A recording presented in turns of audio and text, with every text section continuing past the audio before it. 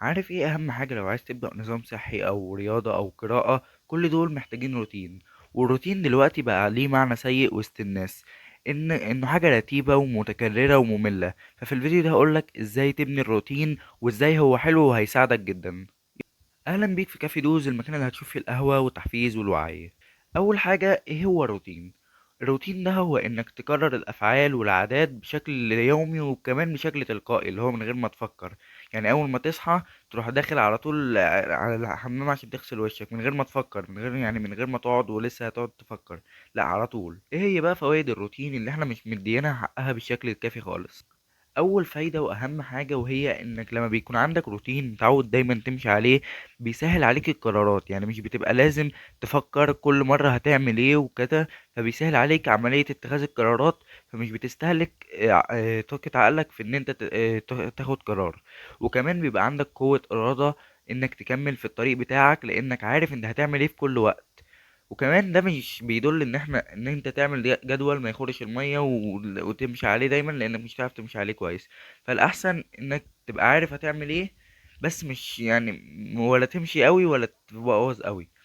وكمان اديك مثال، ستيف جوبز او مارك زكربيرج بيلبسوا دايما نفس التيشيرت، وده لانهم عايزين يسهلوا على نفسهم عملية اتخاذ القرار. وكمان الروتين بيقلل التوتر والقلق، لان عقلنا البشري بيعشق التوقع، انك تكون متوقع الحاجه اللي هتحصل. فلما تكون عارف انت هتعمل ايه ده بيدي اشاره لجهازك العصبي ان كل حاجه تحت السيطره. وده بيقلل مستويات هرمون الكورتيزول اللي هو هرمون الاجهاد. وكمان بيحول الافعال الصعبه لعادات تلقائيه.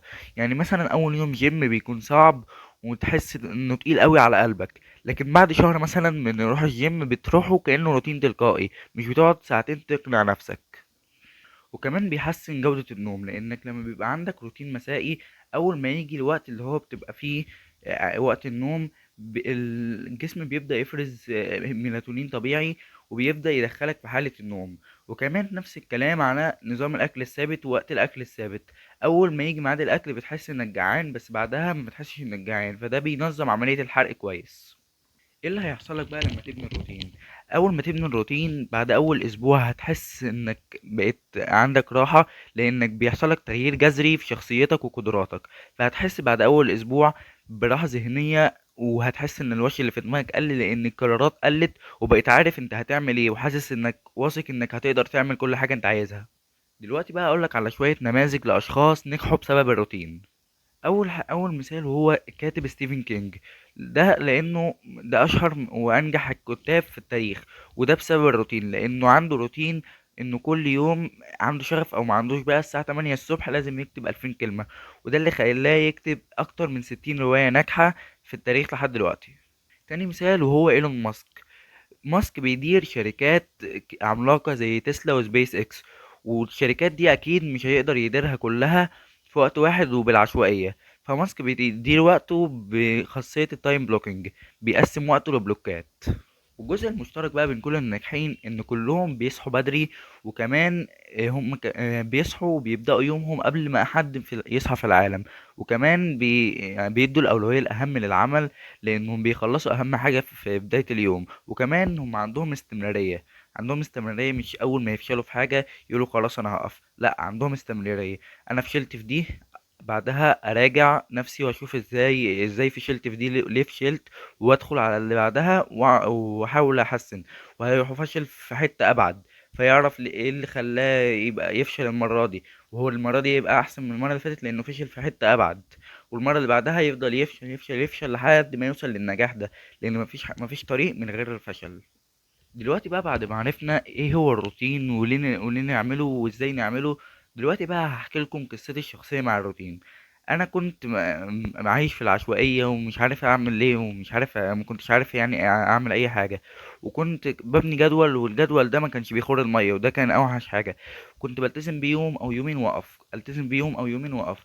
وقعدت 2025 كلها احاول اني ابني جدول كويس والتزم عليه، لحد ما في نهاية 2025 بنيت روتين والتزمت عليه، بقى ملتزم بيه دلوقتي بقالي 3 شهور او 90 يوم. وكمان ده اللي خلاني ابدا قراءة ورياضة وابدا كورسات، وكمان ده اللي خلاني ابني القناة دي. الخلاصة في 4 نقط. واحد، ليه تعمل الروتين؟ لانك هتريح دماغك من كتر التفكير والتردد. اتنين، بيعمل لك ايه الروتين؟ هيبني لك ثقة جبارة في نفسك لانك هتحس انك قادر تستمر في اي حاجة انت عايز تعملها. تالت حاجة، سر النجاح فيه مش في الشدة، لا، لكن في الاستمرار. أربعة، كل الناجحين ما كانش عندهم خلطة سحرية، لكن كان عندهم جدول قادرين يستمروا عليه وبيحترموه أكتر من أي حاجة. نصيحتي ليك، ابدأ بروتين ال10 دقايق، 10 دقايق قراءة أو رياضة أو حتى تخطيط يوم. ندخل على فقرة المقولة ومقولة النهاردة للكاتب ستيفن بيسلفيلد. بيقول ايه؟ بيقول المحترف لديه روتين، اما الهاوي لديه امنيات. قصده ان الشخص المحترف عنده روتين وبيمشي عليه، لكن الشخص الهاوي بيتمنى امنيات بس. ومن الكتب اللي ساعدتني جدا اني ابني الروتين وابني روتين كويس هو كتاب العادات الذرية. لو عايز تشتريه ممكن تشتريه من اللينك اللي تحت على امازون بخصم 5% بالكود ده. بس كان معاكم يوسف من كافي دوز، ومتنساش خليك دايما صاحب عقلك. سلام.